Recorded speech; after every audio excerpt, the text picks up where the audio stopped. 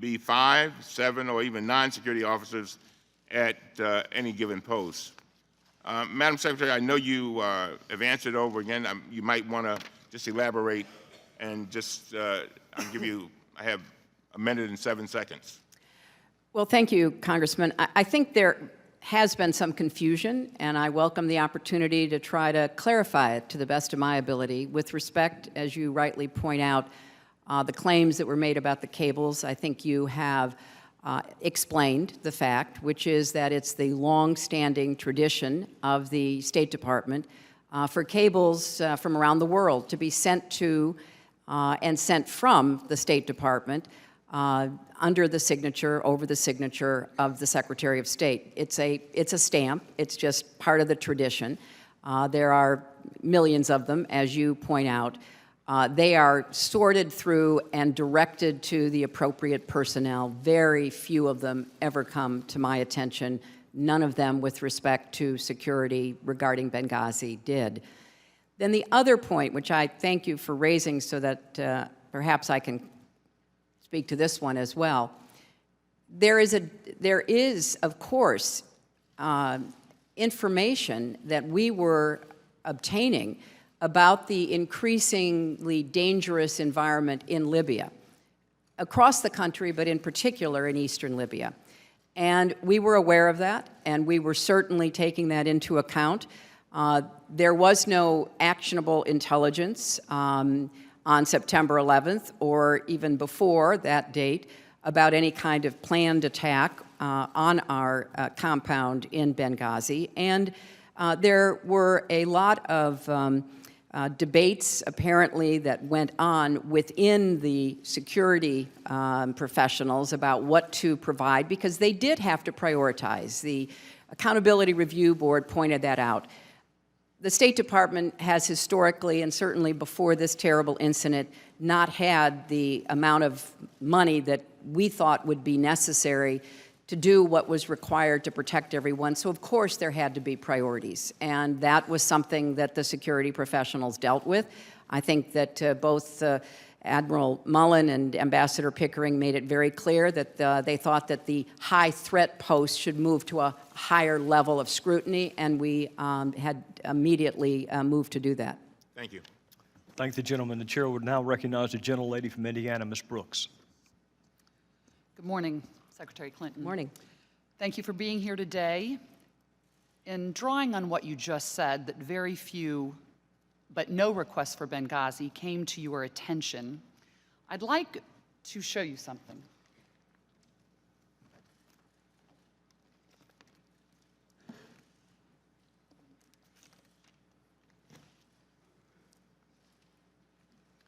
This pile represents the emails that you sent or received about Libya in 2011, from February through December of 2011. This pile represents the emails you sent or received from early 2012 until the day of the attack. There are 795 emails in this pile. We've counted them. There are 67 emails in this pile in 2012. And I'm troubled by what I see here. And so my questions relate to these piles. In this pile in 2011, I see daily updates, sometimes hourly updates, from your staff about Benghazi and Chris Stevens. When I look at this pile in 2012, I only see a handful of emails to you from your senior staff about Benghazi, and I have several questions for you about this disparity, because we know from talking to your senior advisors that they knew, and many of them are here today, seated behind you, they knew to send you important information, issues that were of importance to you, and I can only conclude by your own records that there was a lack of interest in Libya in 2012. So let's first focus, though, on this pile and what was happening in Libya in 2011. We had an ambassador to Libya, Ambassador Kretz, but you've told us that, and you told us in your opening, you handpicked Chris Stevens to be your special representative in Benghazi, and you sent him there. And by your own emails, Most have provided last February, a few provided just a few weeks ago. They show that in March of 11, so we're in March of 11, you had Chris Stevens join you in Paris, where you were meeting with the leader of the Libyan revolution. And after Paris, that is when, as you talked about, Chris Stevens went into Benghazi, I believe in April 5th of 2011, on that Greek cargo ship. How long was he expected to stay? What were Chris Stevens' orders from you about Libya and about Benghazi specifically? Chris Stevens was asked to go to Benghazi to do reconnaissance, to try to figure out who were the leaders of the insurgency who were based in Benghazi, what their goals were, what they understood would happen if they were successful. It was, as I said, the hard-nosed 21st century diplomacy that is rooted in the old-fashioned necessary work of building relationships and gathering information. How long was he anticipated to stay in Benghazi? Do you recall? It was open-ended. We were, in discussing it with him, unsure as to how productive it would be, whether it would be appropriate for him to stay for a long time or a short time. That was very much going to depend upon Chris's own assessment. We knew we were sending someone who understood the area, who understood the language, who understood a lot of the personalities because of the historical study that he used to love to do, and we were going to be guided by what he decided. I'd like to draw your attention to an email. It's an email found at tab 1. It's an Ops Center email that was forwarded to you from Huma Abedin on Sunday, March 27th, that says at the bottom of the email, so the current game plan is for Mr. Stevens to move no later Wednesday from Malta to Benghazi, but the bottom of the email says the goal of this one-day trip is for him to lay the groundwork for a stay of up to 30 days. So just to refresh that recollection, I believe initially the goal was to go in for 30 days. Were you personally briefed on his security plan prior to him going into Libya? Because Yes, at that time, if I'm not mistaken, I'm sorry to interrupt, Gaddafi's forces were still battling the rebels, correct? Right. That's right. And so what were you personally briefed before you sent Mr. Stevens into Benghazi? I was personally told by the officials who were in the State Department, who were immediately above Chris, who were making the plans for him to go in, that it was going to be expeditionary diplomacy. It was going to require him to make a lot of judgments on the ground about what he could accomplish, and including where it would be safe for him to be and how long for him to stay. And I think the initial decision was, up to 30 days and reassess, but it could have been 10 days, it could have been 60 days, depending upon what he found and what he reported back to us. And possibly what was determined about the danger of Benghazi. Who were those officials? Secretary Well, there were a Clinton, number of officials who were that were working. advising you on the security specifically. Well, with respect to the security, this was a particular concern of the Assistant Secretary for the Bureau in which Chris worked. And I'm sorry, what was that person's name? Assistant Secretary Jeff Feldman. Thank you. And it was also a concern of the Assistant Secretary for Diplomatic Security, as well as other officials within the State Department. And I think it's fair to say, Congresswoman, this was, we all knew, a risky undertaking. And it was something that was, as I said in my opening statement, more reminiscent of the way diplomacy was practiced back in the 19th century, because we didn't have the internet. We didn't have instantaneous communications. You would send diplomats and envoys into places and not hear from them for maybe months. This was obviously not of that kind, but it was not that different in degree from what we had done before, and it was a risky undertaking and one which Chris volunteered for and was anxious to undertake. And it was so risky, I'd like to pull up another email from the Ops Center that was forwarded to you from Ms. Abedin on Sunday, April 10th. So he had been there about 5 days, and it indicates that the situation in Ajdabiya had worsened to the point where Stevens is considering departing from Benghazi.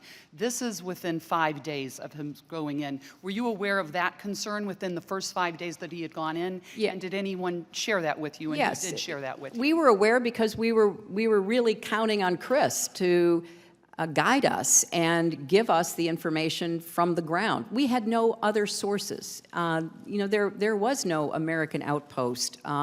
There was no, American military presence.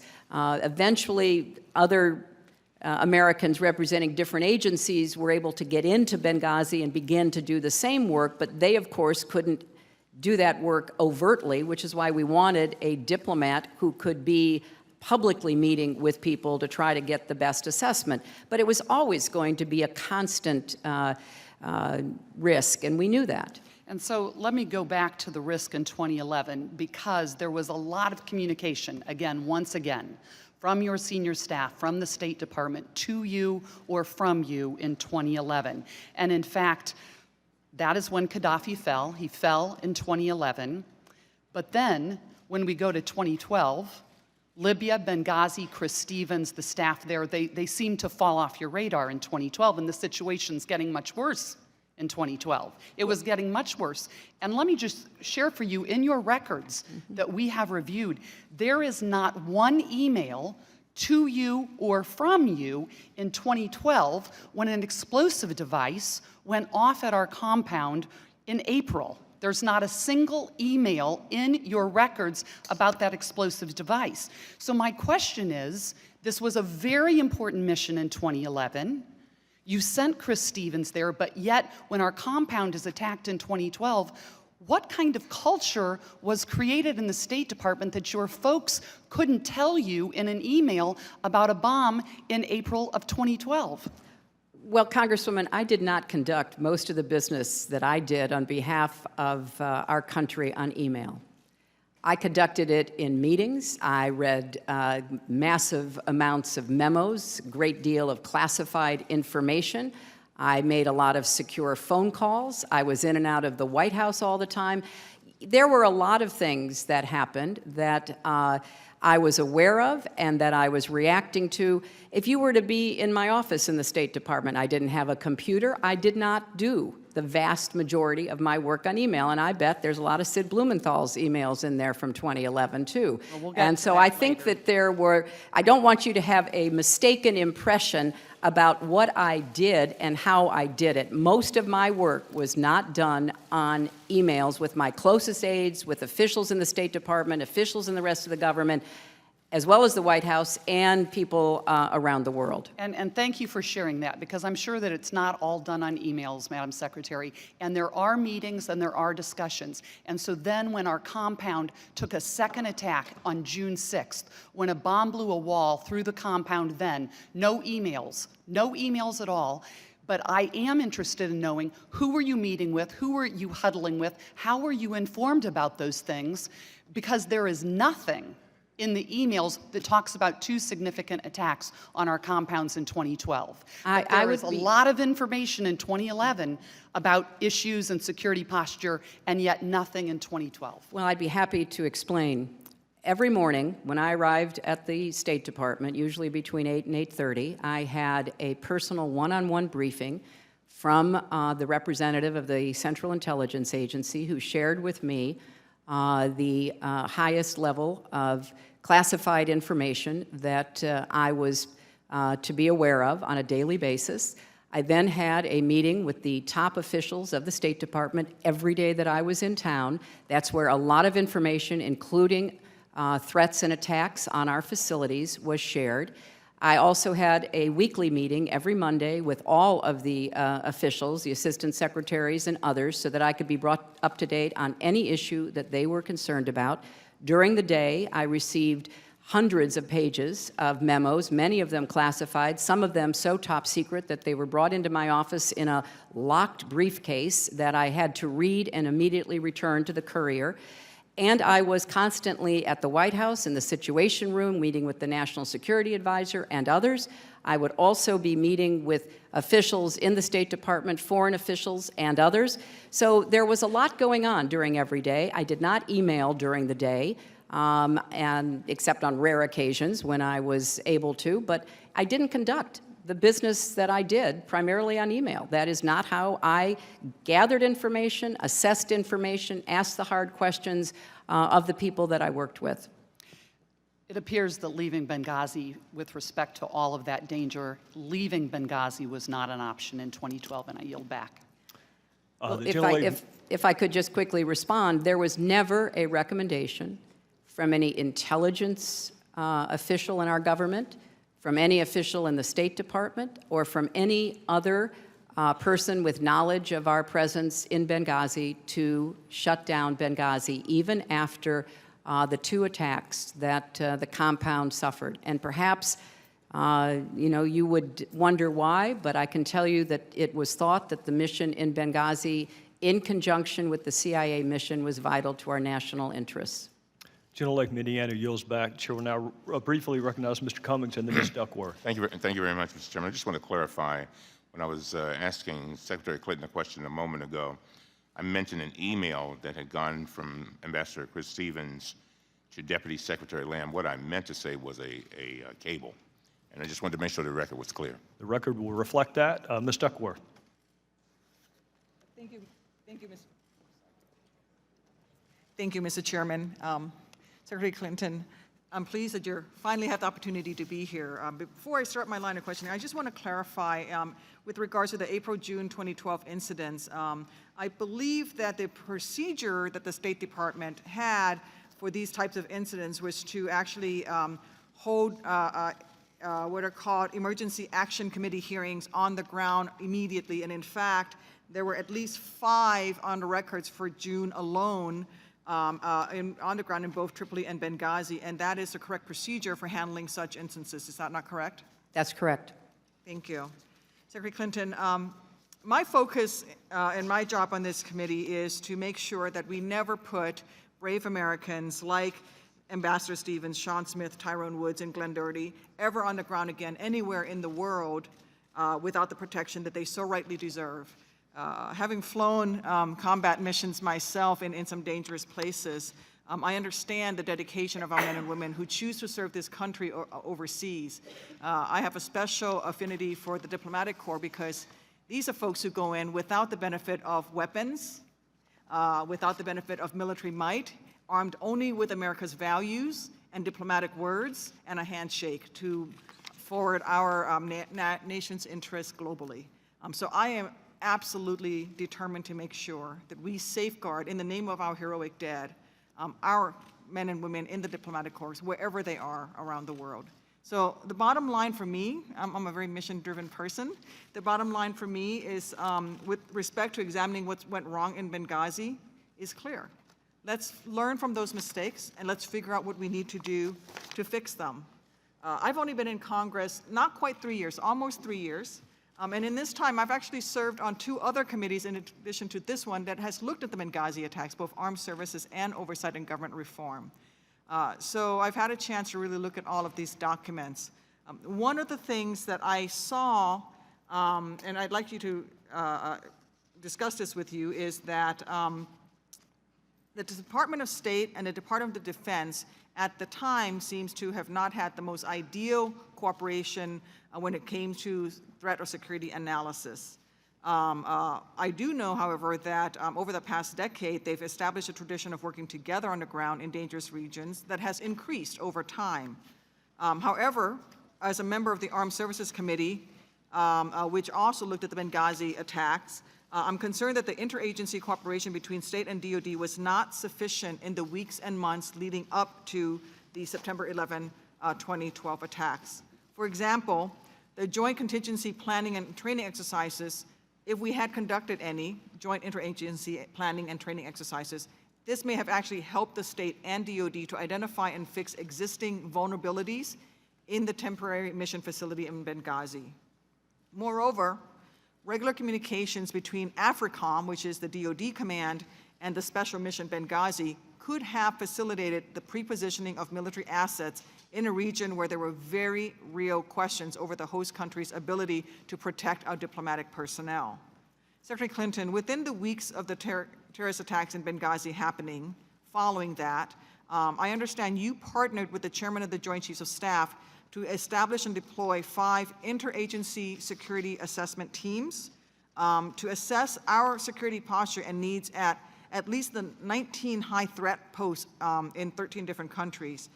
In fact, Deputy Secretary Nides testified before the House Foreign Affairs Committee in December of 2012 that the State Department and DoD ISAT initiative created a roadmap for addressing emerging security challenges. Why did you partner with the Department of Defense to conduct such a high priority review, and was it effective in addressing the shortfalls in Benghazi and applying it for other locations? Congresswoman, thank you very much, and thanks for your service and particularly your knowledge about these issues rising from your own military service and the service on the committees here in the House. It's very challenging to get military assets into countries that don't want them there. And in fact, that has been a constant issue that we have worked between the State Department and the Department of Defense. The Libyans made it very clear from the very beginning they did not want any American military or any foreign military at all in their country. And what I concluded is that we needed to have these assessments because even if we couldn't post our own military in the country, we needed to have a faster reaction. Now, I certainly agree 100% with the findings of the Armed Services Committee here in the House and other investigations. Our military did everything they could. They turned over every rock. They tried to deploy as best they could to try to get to Benghazi. It was beyond the geographic range. They didn't have assets nearby because we don't have a lot of installations and military personnel that are in that immediate region. So following what happened in Benghazi, the chairman of the Joint Chiefs, General Dempsey, and I agreed to send out mixed teams of our diplomatic security and their top security experts from the Defense Department to get a better idea of the 19 high-threat posts, and that's exactly what we did. And it gave us some guidance to try to have better planning ahead of time. I know Admiral Mullen testified that it would be beyond the scope of our military to be able to provide immediate reaction to 270 posts, but that's why we tried to narrow down. And of course, we do get help from our military in war zones. The military has been incredibly supportive of our embassy in Kabul and our embassy in Baghdad. But we have a lot of hotspots now and very dangerous places that are not in military conflict areas where we have American military presence. So we wanted to figure out how we could get more quickly a fast reaction team to try to help prevent what happened in Benghazi. Thank you. So this ISAT process that the joint teams of DoD and state that goes out and initially looked at the 19 posts, that's great that they come out back with a report. It's kind of like, you know, the 7 reports to this, and now we have another committee. We can keep having committees to look into Benghazi, but if we never act on them, it doesn't help our men and women on the ground, and that's what I'm focused on. So what I want to know is with these ISATs, so when they came back with their recommendations to you, have they been resourced? Are they institutionalized? What has been done with this process so that it's not a snapshot in time in reaction to Benghazi attack? And I want to make sure that, you know, at the very least we're continuing the cooperation, or at least there's some sort of institutionalization of the review process to make sure that if it's not those 19 posts, if the shift now is there's 20 posts or some other posts, what has been done to make sure it's institutionalized? Well, that was one of the changes that I instituted before I left, and I'm confident that Secretary Kerry and his counterpart, Secretary Carter at the Defense Department, are continuing that because I think it was very useful. Certainly it was useful for our security professionals and our diplomats to be partnered in that way with the Defense Department. You know, historically, the only presence at some of our facilities has been Marines. And as you know well, Marines were there not for the purpose of personnel protection. They were there to destroy classified material and equipment. And so part of the challenge that we have faced in some of these hotspot dangerous areas is how we get more of a presence. And after Benghazi, we were able to get Marines deployed to Tripoli.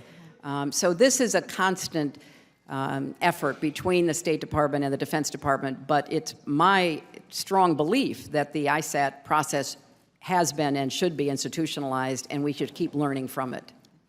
I'd like to touch on the quadrennial reviews. Again, coming from armed services, even as a young platoon leader out in a platoon, we got and read the Defense Quadrennial Review, which is a review that happens on a periodic basis that gives the individual soldier an idea of what the Defense Department is trying to do. And I understand you initiated something similar in the State Department.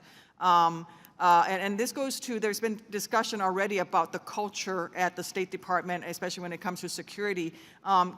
I find that the Department of Defense Quadrennial Defense Review is very good at instilling culture throughout the department. Mm-hmm. Can you talk a little bit about how and why you decided to do the review for the State Department? Was it useful? Is it useful? Is it getting out there? Is it a waste of time and we shouldn't be wasting money on it and we should be doing something else? Well, I hope it's not the latter. I learned about the Quadrennial Defense Review serving on the Armed Services Committee in the Senate during my time there. I agree with you completely, Congresswoman. It's a very successful roadmap as to where we should be going, and I'm impressed that as a platoon leader, it was something that you took into account. So when I came to the State Department, there had never been anything like this done. There was no roadmap. And the State Department, USAID, would come up and fight for the money that they could get out of Congress, no matter who was in charge of the Congress, every single year. It's 1% of the entire budget, and it was very difficult to explain effectively what it is we were trying to achieve. So I did institute the first ever quadrennial Diplomacy and Development Review. And one of the key questions that we were addressing is what is this balance between risk and reward when it comes to our diplomats and our development professionals? Because the first thing I heard when I got to the State Department was a litany of complaints from a lot of our most experienced diplomats that they were being hamstrung, that the security requirements were so intense that they were basically unable to do their jobs. And of course, then from the security professionals, who were all part of this, what we call the QDDR, they were saying, we don't want you to go beyond the fence. We can't protect you in all of these dangerous circumstances. How you balance that, and it is a constant balancing of risk and reward in terms of what we hope our diplomats and development professionals can do.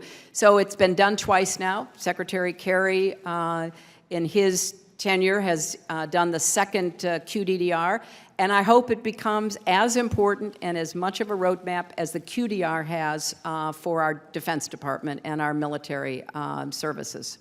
Thank you. I'm out of time, Mr. Chairman. I thank the gentlelady from Illinois. The chair would now recognize the gentlelady from Alabama, Ms. Roby.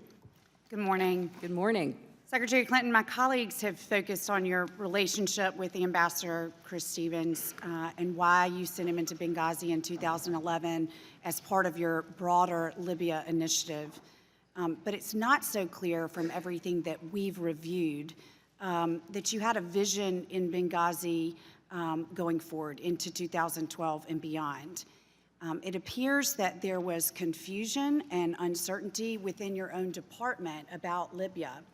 And quite frankly, Secretary Clinton, it appears that you were a large cause of that uncertainty.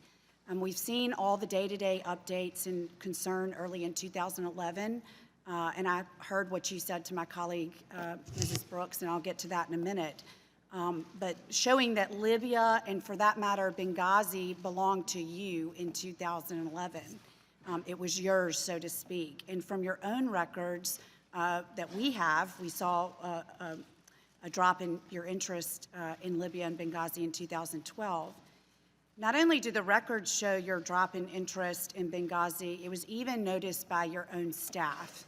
I want to point this out to you. I say this because I want to point you to an email in early February 2012 between two staffers at your Libya desk that says you didn't know whether we still even had a presence in Benghazi.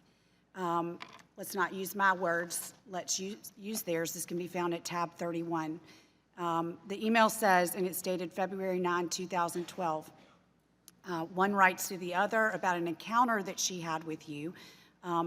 Quote, also, the secretary asked last week if we still have a presence in Benghazi. I think she would be upset to hear, yes, we do, but because we don't have enough security, they are on lockdown, end quote. And I say that this is very troubling to me because it raises several issues that I'd like to ask you about. I'm struck by the first part, quote, the secretary asked last week if we still have a presence in Benghazi. Now, you pointed out to Mrs. Brooks in her last line of questioning, based upon the email stacks here, that you engaged in a lot of conversations and briefings. So I'm assuming that this conversation with this member of your staff took place in one of those briefings, but then she sent this email asking about this. So how can this be that two of your staffers are emailing about whether or not you even knew that we had a presence in Benghazi in 2012 with all your interest in Libya in 2011, including your trip in October of 2011, and that months later we come to find out that you didn't even know if we had a presence there? Well, I can't comment on what has been reported. Of course, I knew we had a presence in Benghazi. I knew that we were evaluating what that presence should be, how long it should continue, and I knew exactly what we were doing in Libya. And I think it's important, since you have some very legitimate questions about what we were doing. You know, the United States played a major role in the first election that the Libyan people had in 51 years. It was a successful election by every count, and they voted for moderates. They voted for the kind of people they wanted to govern them. We had a very successful effort that the United States supported, getting rid of Gaddafi's remaining chemical weapons, which we led and supported the United Nations and others in being able to do. We were combating the proliferation of weapons. That's one of the reasons why there was a CIA presence in Benghazi, because we were trying to figure out how to get those weapons out of the wrong hands and get them collected in a way and destroyed. And in fact, we began reducing those heavy weapon stocks. We were, working on providing transition assistance to the Libyans. I met with the Libyans, I telephoned with the Libyans, I saw the Libyans all during this period, and it was hard because a lot of them knew what they wanted, but they didn't know how to get from where they were to that goal. And we did an enormous amount of work. My two deputies, Tom Nides and Bill Burns, went to Libya. Other officials in the State Department went to Libya. So there was a constant, continuing effort that I led to try to see what we could do to help. Now, one of the problems we faced is that the Libyans did not really feel that they could welcome a peacekeeping mission. They couldn't welcome foreign troops to their soil. That made it really difficult. And it didn't have to be American troops. It could have been troops from anywhere in the world under a UN mandate that might have helped them begin to secure their country. Secretary Clinton, if I may, I hear what you're saying, but this email says something very, very different. I can't speak to that. I can just tell you what I was doing, and I was Sure, doing a lot. but this was your staff, and it has to make me wonder if they had this conversation with you, why they would make it up. But I want to move on. This email, makes me wonder about the vision for Benghazi, because they're asking if they're saying that you asked if we still had a presence, but if we look at the second part of the email, quote, and I think she would be upset to hear, yes, we do. Congresswoman, I'm sorry, I have no recollection of or no knowledge of. Of course. Please turn to tab 31, because Well, it's right there. I trust that you have read it, but I also tell you that we had a presence in Benghazi. We had members of the administration and Congress visiting Benghazi. So of course I knew we had a presence in Benghazi. I can't speak to what someone either heard or misheard. But I think what's important, and I understand the underlying point of your question, is what were we doing about Right. And Libya I've after heard that Gaddafi fell? first And that's what part. I'm trying to explain to you about Yes, what we ma'am. were doing. I want to get to the second part of the email that suggests that we were in lockdown, that you would have been upset to know. Yes, heard the first part of your answer, but that we were in lockdown. And you've said on numerous occasions, including in your opening statement, in point number 1, you know, America must lead and we must represent in dangerous places. Quote, they can't do their jobs for us in bunkers. And essentially, what we know is that there weren't the required number of security on the ground in order for the individual to even move about the country to provide you with what you have reiterated on numerous occasions as being very important at that time, which is political reporting. Well, could you tell me who are the names on this email that you're talking Sure, I about? can turn to tab 31. You have a book in front of you. It is Alice Abdallah and I'm going to pronounce it wrong, Evgenia Sadareas. Is that correct? They were not on my staff. I'm not in any way, you know, contradicting what they think they heard or what they heard somebody say. But the people that I Can you dealt tell me with, who they were if they were not on your staff? they were not on my. They were in the State Department along with thousands of other people. They were not part of the Secretary's staff. But I get what you're saying, Congresswoman, and I want to focus on this. I think it's a fair and important question. The facility in Benghazi was a temporary facility. There had been no decision made as to whether or not it would be permanent. It was not even a consulate. You know, our embassy was in Tripoli. Obviously, much of the work that we were doing was going through the embassy. There was a very vigorous discussion on the part of people who were responsible for making a recommendation about Benghazi as to what form of consulate, what form of facility it should be. Chris Stevens believed that it should be a formal consulate. But that was something that had to be worked out, and there had not yet been a decision at the time that the attack took place. So it was not a permanent facility. And you know, there were a number of questions that people were asking about whether it could or should be. I want to drill down on the security issue, but I also want to say it's frustrating for us here on this panel asking these questions to hear you in your opening statement talk about the responsibility you took for all 70,000+ employees, yet I read you an email that is a conversation between 2 of those employees, and it seems as though you're just kind of brushing it off as not having any knowledge. I'm just saying I have no recollection of it, and it doesn't correspond with the facts of what we were doing on a regular basis. Well, if we can talk for just a minute about the security, I've got a few seconds left.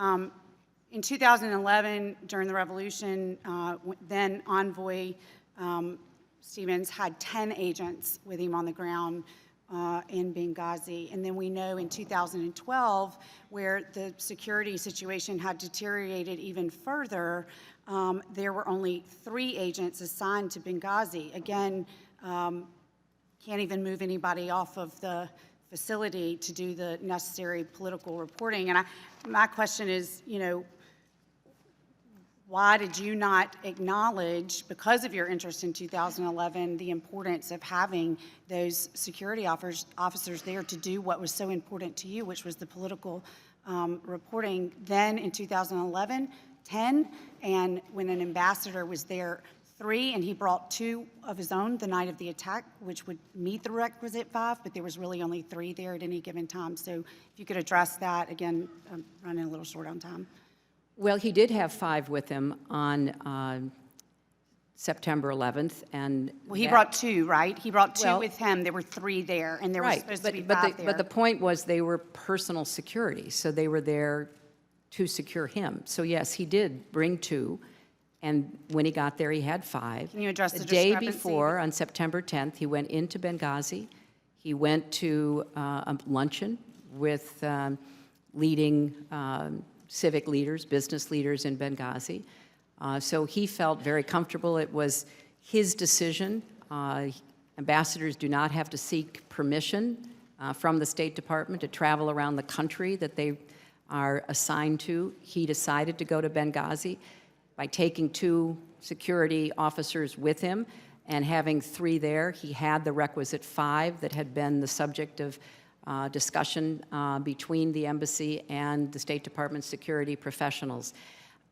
I'm not going to in any way suggest that he or the embassy got everything they requested. We know that they didn't from the Accountability Review Board, from investigations that were done by the Congress.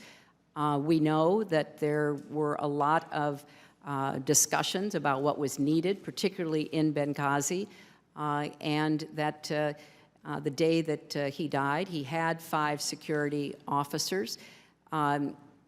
A lot of security professionals who have reviewed this matter, even those who are critical that the State Department did not do enough, have said that the kind of attack that took place would have been very difficult to repel. That's what we have to learn from, Congresswoman. You know, there are many lessons going back to Beirut, going back to Tehran and the takeover of our embassy, and going all the way through these years.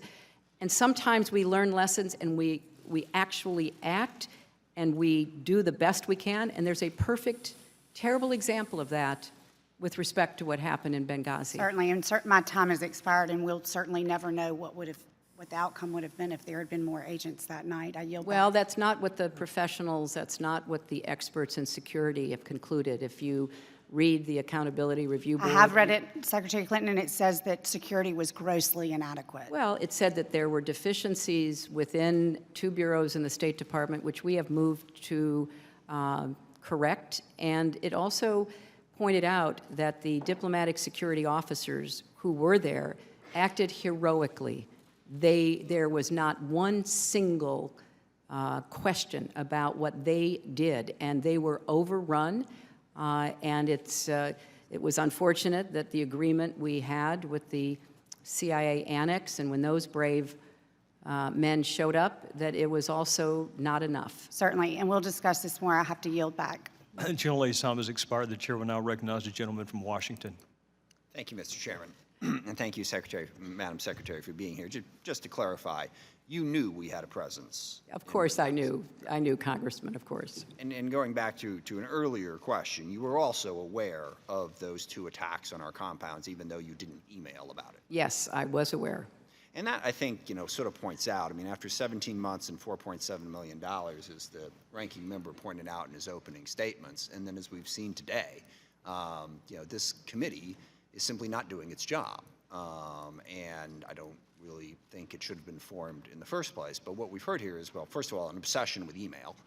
The idea that 2 fairly junior level staffers might not have gotten something wrong in what they heard, or that information in an email might in fact not be accurate, are certainly not things that should be news to anybody. But it is the obsession with the emails that takes us off of what should have been the task of this committee. I also find it interesting that Ms. Roby's final comments were to quote the ARB report. Right. And yes, the ARB report I think was very good. I think we absolutely had to have it, and I think it was appropriate for the committees in Congress to do the investigations that they did. But all of that begs the question as to why we've spent the $4.7 million that we have spent on this. And then even in the chairman's opening remarks, I mean, it was primarily a defense of the committee's existence. Not any new information, not here's what we, in those 17 months and $4.7 million, have figured out that is new and different. Nothing. In fact, we've heard nothing, even in today's hearing, not a single solitary thing that hasn't already been discussed repeatedly. So we've learned absolutely nothing. Now, yes, we've uncovered a trove of new information. In this age, I don't think there's ever an end to the emails. We could probably go on for another 2 years and we'd find more. But the question is, have we found anything substantively that tells us something different about what happened in Benghazi? And the answer to that question is no. And look, I didn't think this committee should have been formed in the first place. But if it was going to be formed, the least we could do would be to actually focus on the 4 brave Americans who were killed, why they were killed, and focus on Benghazi. And we have not. I mean, Mr. Roskam's questions I found to be the most interesting. Basically, I don't know, it was like he was running for president. He wanted to debate you on overall Libya policy as to why we got in there in the first place. And that's debatable, and I think you will argue that quite well. But that's not about the attack on Benghazi. That's not about what we could have done in Benghazi to better protect them. So again, I think we've seen that this committee is focused on you. And I'm, the ranking member of the Armed Services Committee.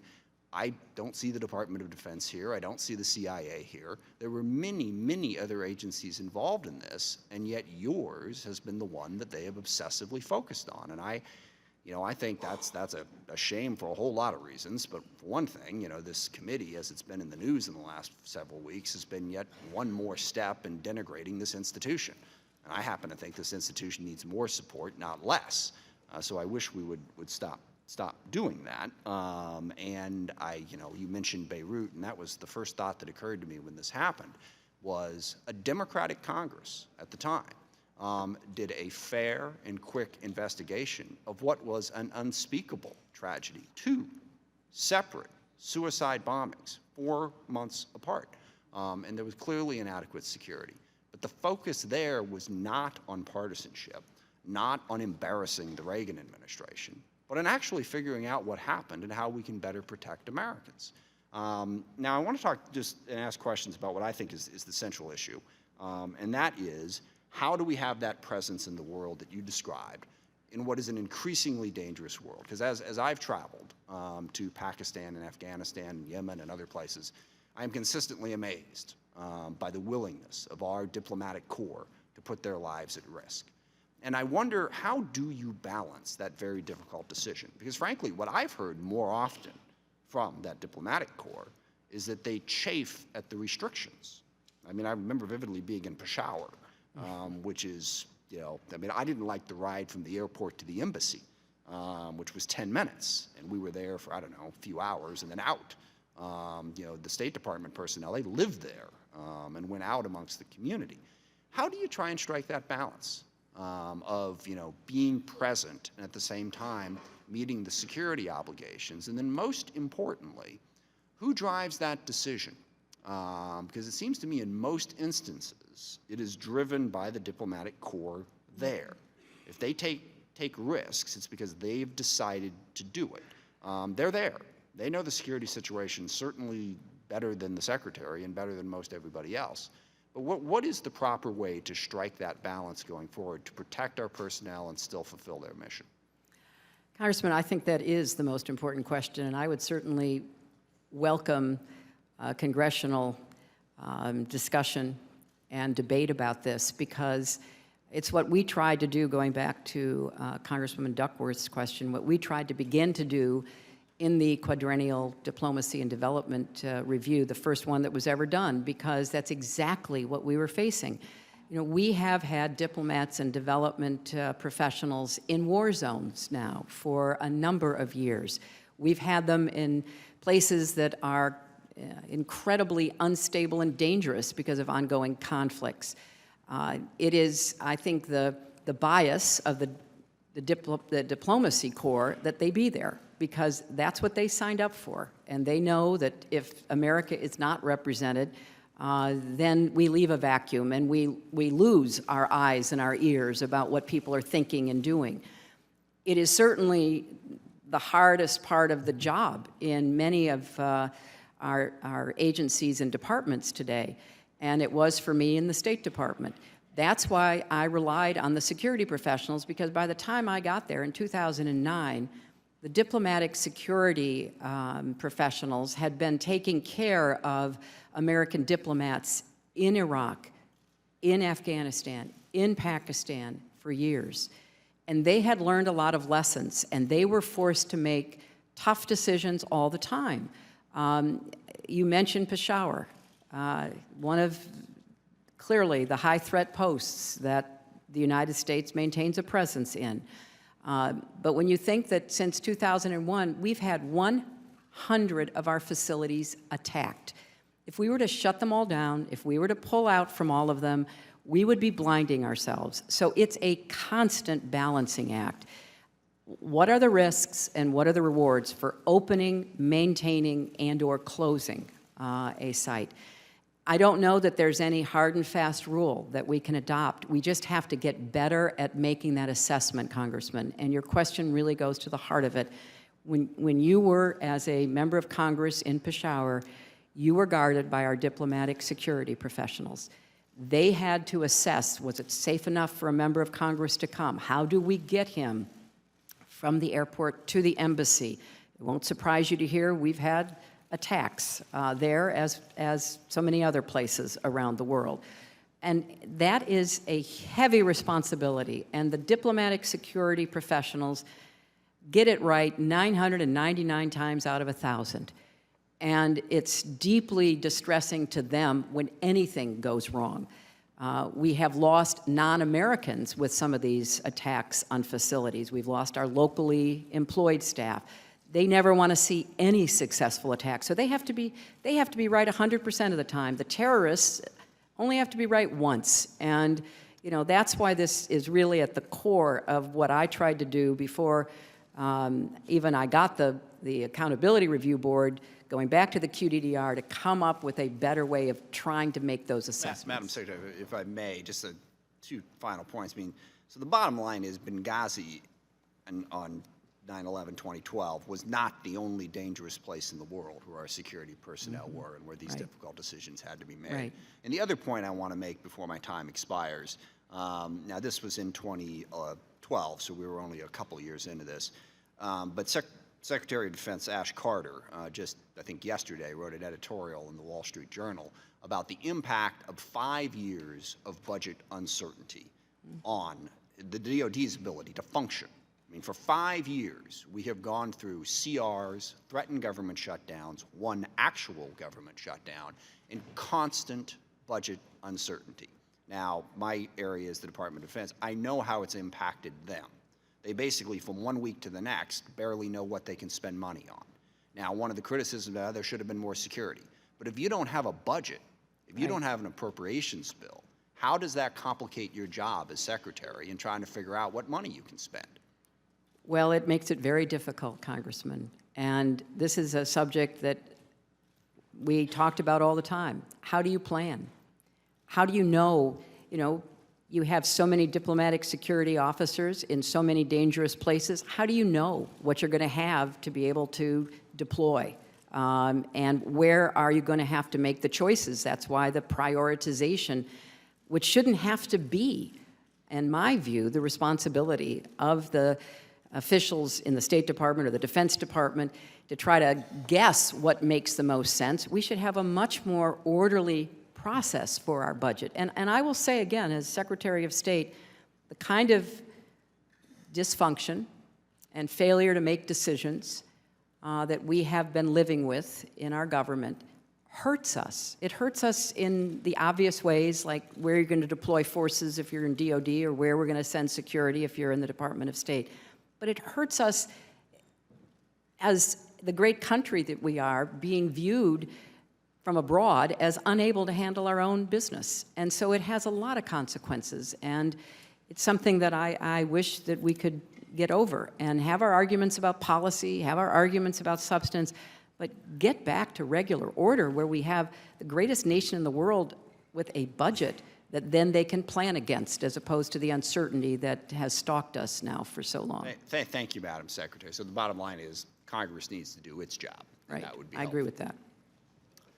Gentleman yields back, and I'll be happy to get a copy of my opening statement for the gentleman from Washington so he can refresh his recollection on all the things our committee found that your previous committee missed. And with that, I'll go to the gentleman from Georgia, Mr. Westmoreland. Thank you, Madam Secretary. I talk a little slower than everybody else, so the question... I lived in Arkansas a long time. I don't need an interpreter, Congressman. So some of the questions I'm asking you can just get us a yes or no answer. That would be great, but I do want you to give us a full answer. But Mr. Smith from Washington mentioned that there was no new facts brought out in some of these interviews, and I wanted to say that I think he was at one interview for 1 hour. I have been in a bunch of those, and there is a lot of new facts that's come out. One of the things that he said, it doesn't, that you knew about these two incidents that have been mentioned previously. It's not a matter if you knew about them, it's a matter of what you did about them. And to us, the answer to that is nothing.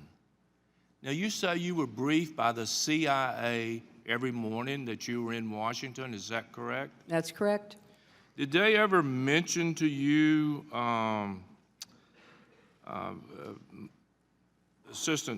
Acting Director Morrell wrote in his book that there were scores of intelligence pieces describing in detail how the situation in Libya was becoming more and more dangerous. Did you ever read any of these pieces? Yes, as I've previously stated, we were certainly aware that the situation across Libya was becoming more dangerous and that there were particular concerns about eastern Libya.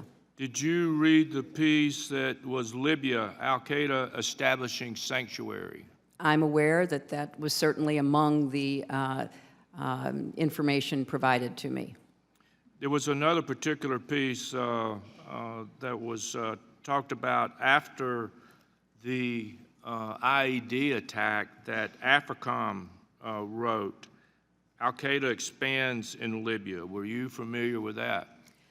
I can't speak to specific pieces, Congressman, but I was well aware of the concerns we all had about the setting up of jihadist training camps and other activities in Libya, particularly in eastern Libya. You were briefed in, I think, the CIA between January and September of 2012, had over 4,500 pages of intelligence. Were you aware of how many pages of intelligence? And I know you had a specific division, I guess, of the State Department under you that was called Intelligence and Research. Did they keep you up to speed on all these 400 cables or different things that they were getting? Did they keep you up to speed on that you were aware of them? Congressman, I can't speak to specific reports, but I can certainly agree with you that I was briefed and aware of the increasingly dangerous upsurge in militant activity in Libya. And so what did you do to make sure that our men and women over there were protected, knowing how much the threat had grown, especially in Benghazi? Because a lot of people say that really in the summer of 2012, the security in Benghazi was worse than it was during the revolution.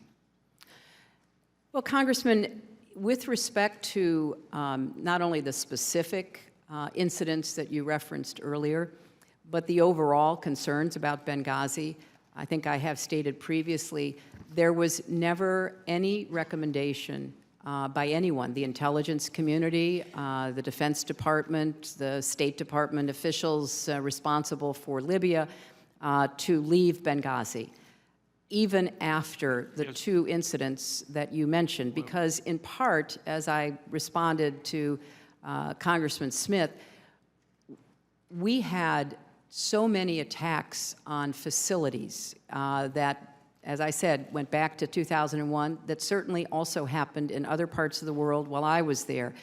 Each was evaluated, and there was not a recommendation. Furthermore, there was not even on the morning of September 11th, while Chris Stevens and Sean Smith were at the compound, Chris had spoken with intelligence experts. There was no credible, actionable threat known to our intelligence community against our compound. Reclaiming my time, you said that the Ambassador Kritz was pulled out of Tripoli because of threats on his life. There were threats from people associated with Gaddafi after the publication of cables he had written that were made public by WikiLeaks. And you say you were aware of the two attacks at the mission facility in Benghazi. Mr. Morrell in his book states that there was 20 attacks on that facility. Are you familiar with the other 18? There were two that we thought rose to the level of being serious. Were And you I- familiar with the other 18? I'm not aware of 18 others. And I would point out, and I'm sure that former Deputy Director Morell made this point when he was testifying, the CIA stayed in Libya.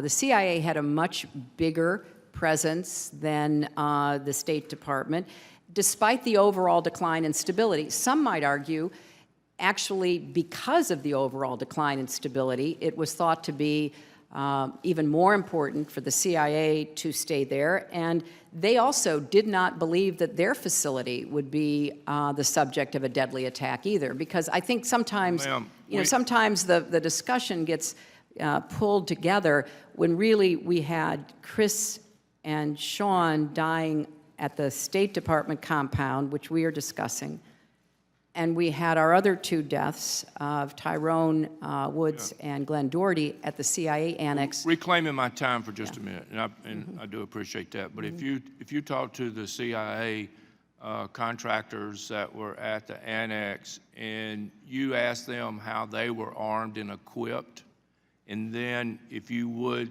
or could talk to the diplomatic security agents that were at the facility, I think you will see that there was a big, big difference in the equipment that they had to protect themselves.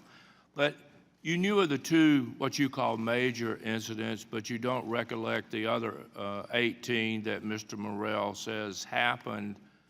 How many instances would it have taken you to say, hey, we need to look at the security over there? Would it have been 3 major instances, 30 instances, 40 instances, 50 instances?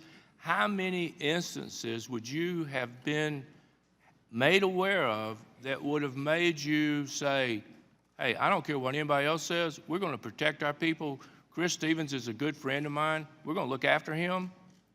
How many would it have taken? Well, Congressman, of course, I made it abundantly clear that we had to do everything we could to protect our people.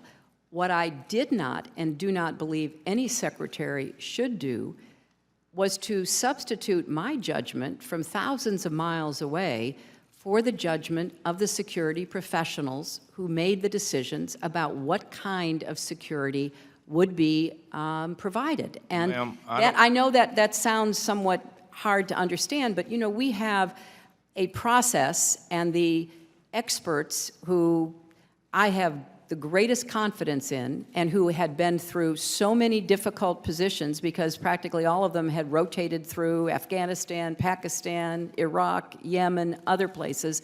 They were the ones making the assessment. No one ever came to me and said, we should shut down our compound in Ma'am, Benghazi. I'm not saying shut it down. I'm saying protect it. Well, I'm not saying shut it down. I'm just saying protect it. Right. And when you say security professionals, I'm not trying to be disparaging with anybody, but I don't know who those folks were, but Well, they were just people my who little- risked their in my little lives to opinion, try to they weren't very save. professional when it came to protecting people. But let me say this. You said that the mission that you gave Ambassador Stevens was to go in to investigate the situation. Now, if you're going to investigate a situation, it would seem to me like you would have to get out into the country to investigate that. And I don't know if you're aware of it or not, but there were not even enough diplomatic security for him to leave the compound without asking the CIA operatives to assist them. Were you aware of that? Well, we had an agreement with the CIA to help supplement security and to come to the aid. that It was a mutual agreement. Was that a written agreement? No, it was not a written agreement, but we are posted with the CIA in many places in the country.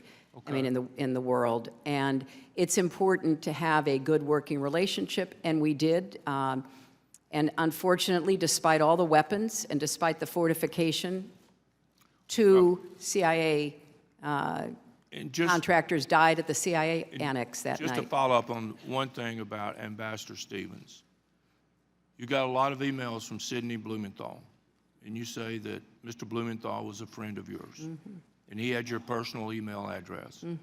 You say Chris Stevens was a friend of yours. He asked numerous times for extra protection. Now, if I had been Mr. Stevens, and I think anybody out there or anybody watching this would agree, if I had been Mr. Stevens and I'd had a relationship with you, and I had requested 20 or more times for additional security to protect not only my life, but the people that were there with me, I would have gotten in touch with you some way. I would have let you know that I was in danger and that the situation had deteriorated to a point I needed you to do something. Did he have your personal email? Congressman, I do not believe that he had my personal email. He had the email and he had the direct line to everybody that he'd worked with for years. He had been But not posted yours. with officials in the State Department. They had gone through difficult, challenging, dangerous assignments together.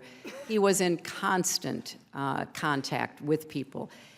Yes, he and the people working for him asked for more security. Some of those requests were approved, others were not. We're obviously looking to learn what more we could do because it was not only about Benghazi, it was also about the embassy in Tripoli.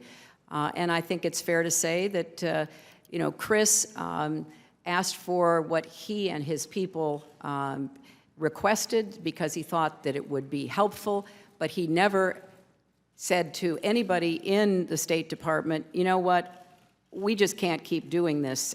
We can't stay there. He was in constant contact with, people on my staff, other officials in the State Department, and, I did have an opportunity to talk with him and about the substance of the policy.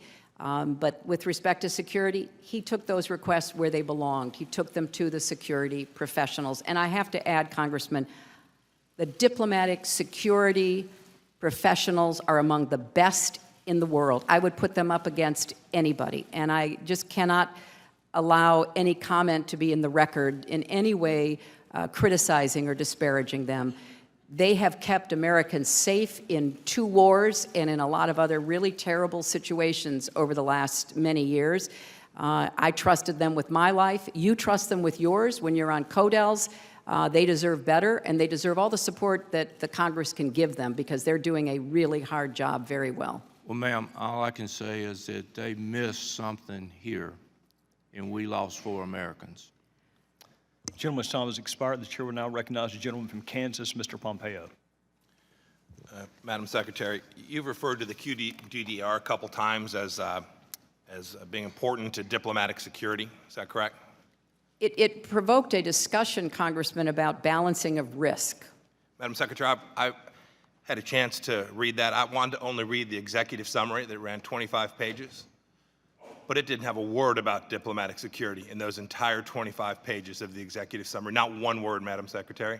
And then I read the remaining pages, amounted to 270 plus. Do you know how many pages of those 270 had to do with diplomatic security? It was about the balancing of risk and reward, which Madam was Secretary, not only about diplomatic security specifically, but about the larger question of our mission around the world. Madam Secretary, there was no balance. There was 2 pages out of 270 pages. You talked about a lot of things in there. You talked about a lot of improvements, but it didn't have anything to do with diplomatic security in any material way in that report. You talked about being disappointed, too. I've heard you use that several times. You were disappointed. You read the ARB. Why don't you fire someone? In Kansas, Madam Secretary, I get asked constantly, why has no one been held accountable? How come not a single person lost a single paycheck connected to the fact that we had the first ambassador killed since 1979? How come no one has been held accountable to date? Well, Congressman, the Accountability Review Board pointed out several people working in the State Department who they thought had not carried out their responsibilities adequately, but they said that they could not find a breach of duty. And Yes, ma'am. the personnel rules and the laws that govern those decisions were followed very carefully. Yes, ma'am. I'm not asking what the ARB did. I'm asking what you did. I followed the law, Congressman. So you That was did- you my, did- that was my Madam Secretary, responsibility. you're telling me that you had no authority to take anyone's paycheck to cause anyone to be fired. You're telling me you were legally prohibited from doing that. Is that your position here this morning? It is my position that in the absence of finding dereliction or breach of duty, there could not be immediate action taken, but there was a process that was immediately instituted and which led to decisions being made. Yes, ma'am. The decision was to put these back at full back pay and keep them on as employees. That was the decision that was made as a result of the processes that you put in place. I will tell you, the folks in Kansas don't think that is accountability. I want to do some math with you. Could I get the first chart, please? Do you know how many security requests there were in the first quarter of 2012? For everyone or for Benghazi? I'm sorry, yes, ma'am. Related to Benghazi and Libya. Do you know how many there were? No, I do not know. Ma'am, there were just over 100 plus. In the second quarter, do you know how many there were? No, I do not. Ma'am, there were 172-ish. Might have been 171 or 173. That's how many were there in July and August, and then in that week and a few days before the attacks? Do you know? There were a number of them, I know that. Yes, ma'am. 83 by our count. That's over 600 requests.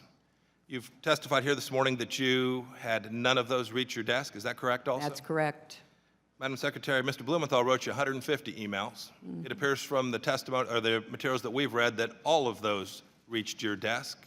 Can you tell us why security requests from your professionals, the men that you just testified, and with which I agree are incredibly professional, incredibly capable people, trained in the art of keeping us all safe, none of those made it to you, but a man who was a friend of yours, who'd never been to Libya, didn't know much about it, at least that's his testimony, didn't know much about it.